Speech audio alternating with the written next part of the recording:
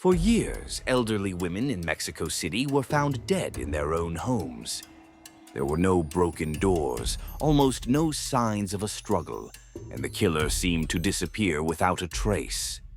The police believed they were looking for an undercover agent or even a criminal network. But when the truth came out, the whole country was shocked. Behind some of the most brutal serial murders in Mexican history was a woman, Juana Barrasa. Juana Barrasa was born in 1957 in Hidalgo, Mexico. Her childhood was marked by violence, poverty, and humiliation. According to her own testimony, her mother was an alcoholic and frequently beat her. As a teenager, her mother gave her to an older man in exchange for alcohol. Juana was subjected to prolonged sexual abuse and became pregnant at a young age. Years later, she admitted that she felt a deep anger towards women who reminded her of her mother, domineering, cold, and controlling. In her youth, Juana worked various jobs, selling clothes and food, and later became a professional wrestler under the name the Lady of Silence. In the ring, she seemed confident and dominant, but outside of it, she lived in poverty as a single mother. In the 1990s, Mexico City police began recording a series of murders of elderly women. The victims lived alone and were found strangled in their own homes. There were almost never any signs of forced entry, and the doors were left unlocked voluntarily. Initially, the authorities did not believe it was a serial killer. Later, witnesses described a burly man with masculine features, leading to the theory that the perpetrator was a man disguised as a woman. This mistake delayed the investigation for years. While the police searched for the man, Juana Barrasa continued with her life as if nothing had happened. She carefully chose her victims, elderly women who lived alone. She posed as a social worker, nurse, or government official, and gained their trust with promises of help and social programs. Once he entered his house, it was all over in a matter of minutes. He used his physical strength and various household objects, cables, scarves, belts. Most of the victims were strangled silently, without the neighbors hearing anything. Between 1998 and 2006, dozens of elderly women were murdered in Mexico City in almost identical ways. The police created a special task force to search for the old lady killer, but the investigation was plagued with errors, false suspects, and erroneous theories.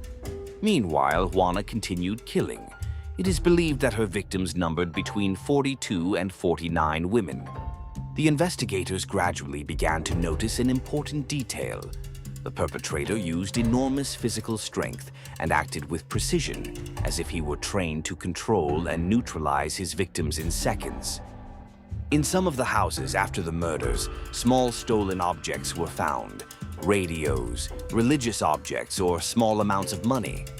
But for investigators, it was clear that the motive wasn't robbery.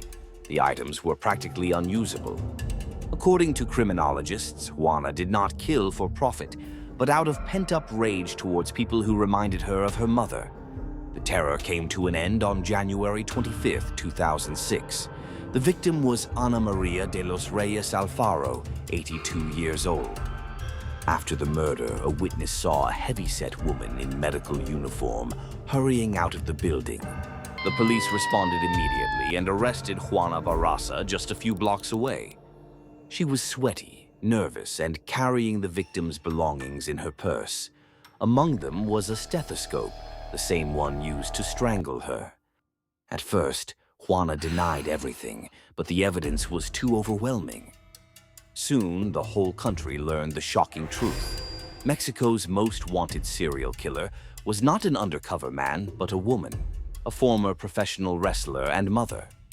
During the search of his home, the police found the victim's belongings, documents, medals, and old newspaper clippings about the murders. Her fingerprints matched evidence found at several crime scenes, and witnesses recognized her as the woman who had been seen near the homes of the murdered men.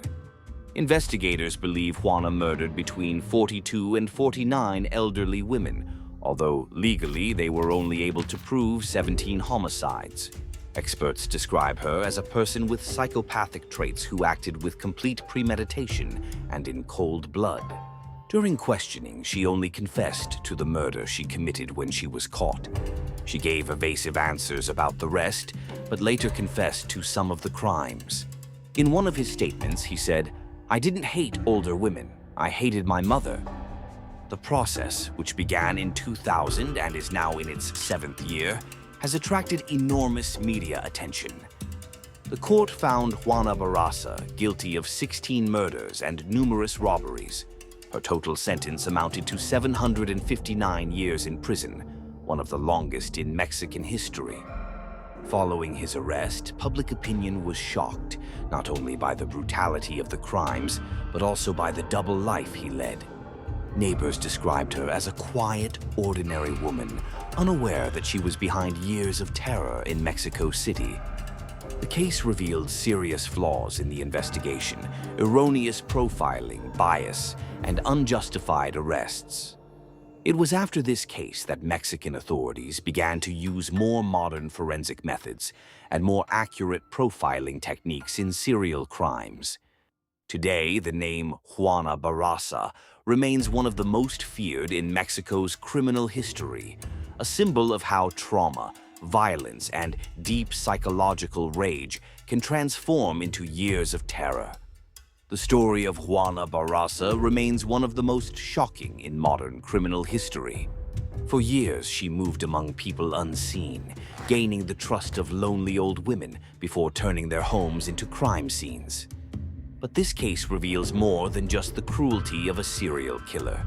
It also shows how dangerous untreated trauma, child abuse, and systemic failures of law enforcement can be. While the police were looking for a monster with the wrong profile, the real killer continued to act for years. Dozens of women lost their lives before the truth finally came out. And behind the name, the Old Lady Killer, hid a woman no one suspected. If you found this video interesting, subscribe to the channel, because we'll soon be publishing more real-life crime cases, investigations, and stories that show how dark human nature can be.